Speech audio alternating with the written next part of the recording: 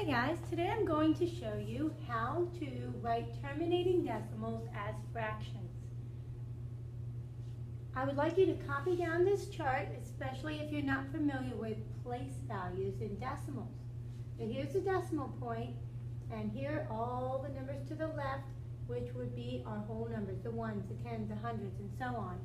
Make sure you know the place value names of all the digits to the right of the decimal or behind the decimal point.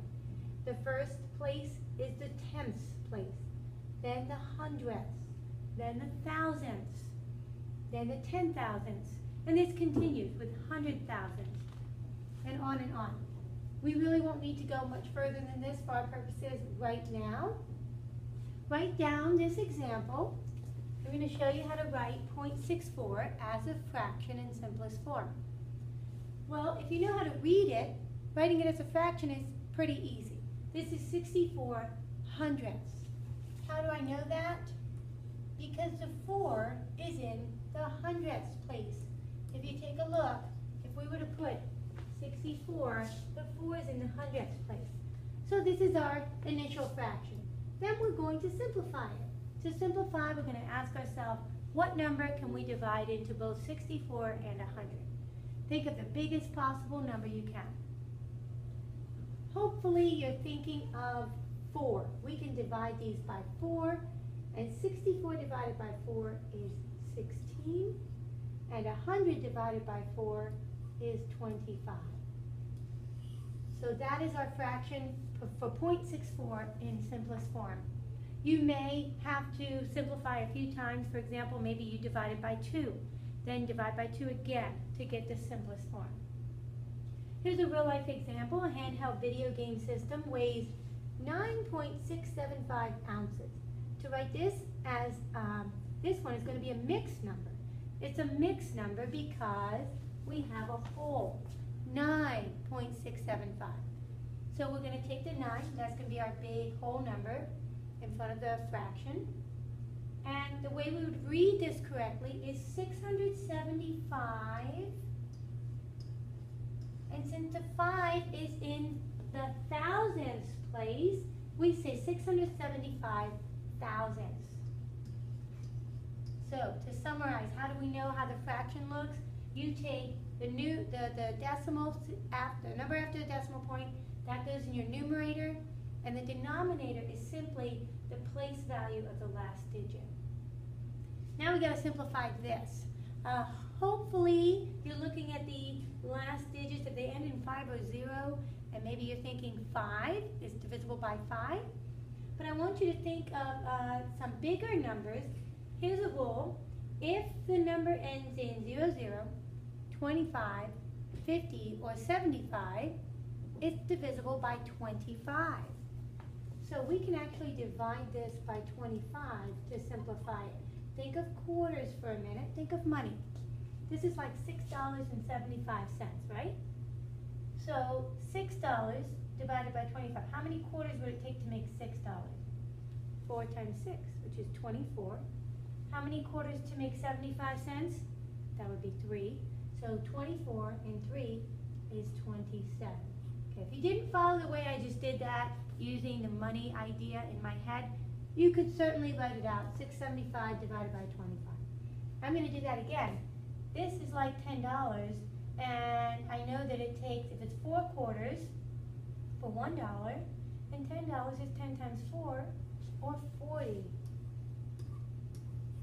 So 1,000 divided by 25 is 40. You could have also looked at it like this. 100 divided by 25 is 4, and add on a 0. Always double check to make sure there are no other numbers or factors that go into both numerator and denominator. And once that answer is no, you are finished. Your answer is in simplest form. So there you go. That's how you write decimals as fractions in simplest form. I want you to try some. So here are 2 examples, and hopefully you're going to keep that chart in your journal and handy so that you can access it. Try these 3. Write each decimal as a fraction in simplest form. And if it has a whole, it's going to be a mixed number. Make that a little bit bigger for you. Pause the video when you finish. I'm sorry, pause the video, and when you finish, unpause, and we will go over your answers. All right, this first one is 84 hundredths. So to start out, you may have written it as 84 over 100. You can divide that by 4, and that would give you 21 over 25. That is the final answer. 84 hundredths as a fraction in simplest form. Now this one's a little bit harder. You've got 5, so 5 wholes. 875 is my numerator. And my denominator is 1,000. Now I'm curious what you divided by here. Maybe you divided by 5. That would have been one of the smaller, easier numbers you could divide by. Divide by 5. Maybe you saw what I saw in the example, that they end in 0 and 75, so you could divide by 25. But neither one of those is actually the greatest common factor in this case. Do you know what the greatest common factor was? In blue. It was actually 125. You could divide these both by 125. Now, I'm pretty certain that that wasn't the first number that popped into most of your head. So I'm going to go ahead and divide by 25 to start out here and show you that that's not the end or simplest form. Okay, so $8, it would take 32 quarters to make $8 because 8 times 4 is 32. Plus those 3, so that's 35. And then we already did that before. 1,000 divided by 25 is 40.